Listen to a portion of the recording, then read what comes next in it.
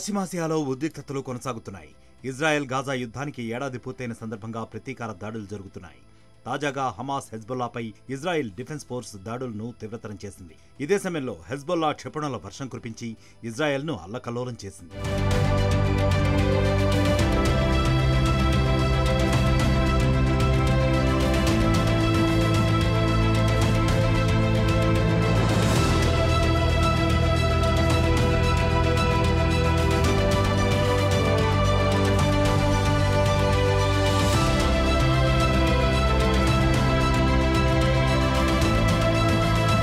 Iran మద్దతున్న Lebanon militant సంస్థ అయిన హెజ్బొల్లాపై తాజాగా ఐడిఎఫ్ దాడులు కొనసాగించింది. ఇదే సమయంలో హెజ్బొల్లా కూడా ఇజ్రాయెల్పై క్షిపణులు ప్రయోగించింది. వేలాది మందిని మట్టుబెట్టింది. ఇజ్రాయెల్పై హమాస్ దాడి చేసి ఏడాది పూర్తయిన సందర్భంగా ఐడిఎఫ్ కీలక డేటా విడుదల చేసింది. గాజా పట్టీలో 17,000 మంది హమాస్ ఆపరేటివ్లను, 1000 మంది ఉగ్రవాదులను ఐడిఎఫ్ ఇజ్రాయెల్లో మట్టుబెట్టింది. ఈ ఘటనలో ఉగ్రవాద గ్రూపు పూర్తిగా ధ్వంసమైంది. వారిలో 30 మంది హమాస్ బెటాలియన్, 165 మంది కంపెనీ కమాండర్లు ప్రాణాలు కోల్పోయారు.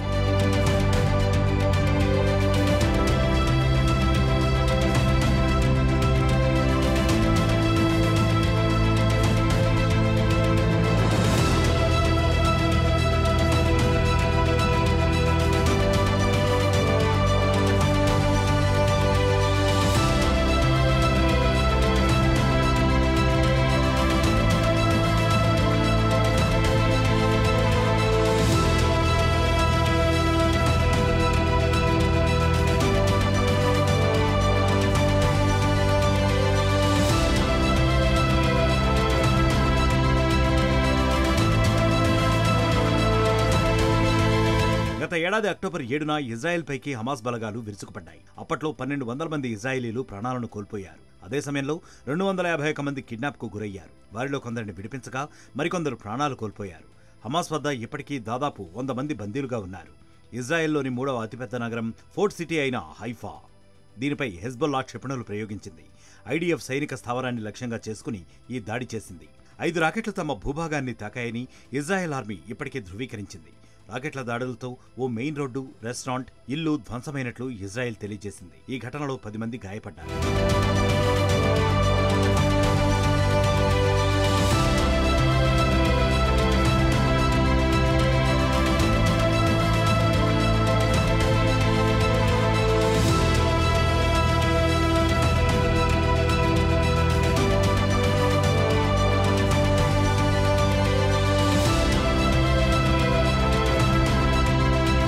ఇదిలా ఉంటే లెబనాన్ నుంచి రాత్రి వేళల్లో 130కి పైగా రాకెట్లు తమ భూభాగంలోకి చొరబడ్డట్లు ఇజ్రాయెల్ డిఫెన్స్ ఫోర్స్ తెలియజేసింది.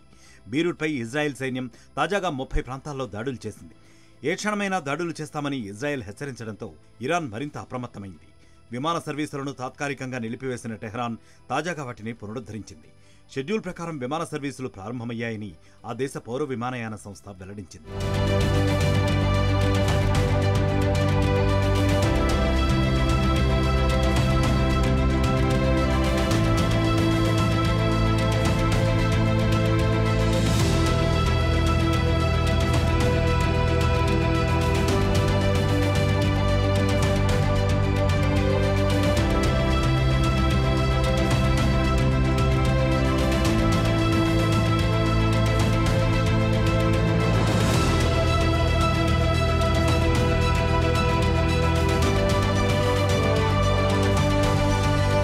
గాజా పట్టీలో 40,000 స్థావరాలపై దాడి చేసిన ఐడిఎఫ్ 4,700 సొరంగ ప్రవేశ మార్గాలను ధ్వంసం చేసింది. అక్టోబర్ 8 నుంచి లెబనాన్లోని హెజ్బొల్లా కూడా ఎదురు దాడులు చేసింది.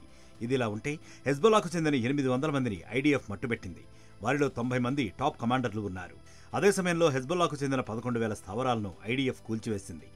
ఏడాది పాటు ఇజ్రాయెల్ గాజాల మధ్య జరిగిన భీకర పోరులో ఇజ్రాయెల్పై 26,000 రాకెట్ల దాడులు జరిగాయి.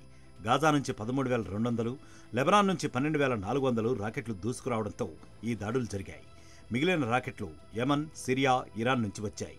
ఈ యుద్ధంలో 728 మంది సైనికులను, రిజర్విస్టులను ఐడిఎఫ్ కోల్పోయింది.